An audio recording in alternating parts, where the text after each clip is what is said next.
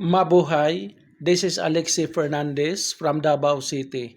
Maayong gabi sa tanan akong followers, supporters, viewers, sharers, likers, and haters. Tonight, guys, na ako'y ipakita sa inyo ha, isa ka butang na bililhon, precious, kay hinatag ni sa isa nako ka friend or follower. Ato ni dili man may close, pero nagpadala siya sa kuha. This is a gift. This one, guys, Lacoste. Actually, the correct pronunciation is Lacoste. It's not Lacoste.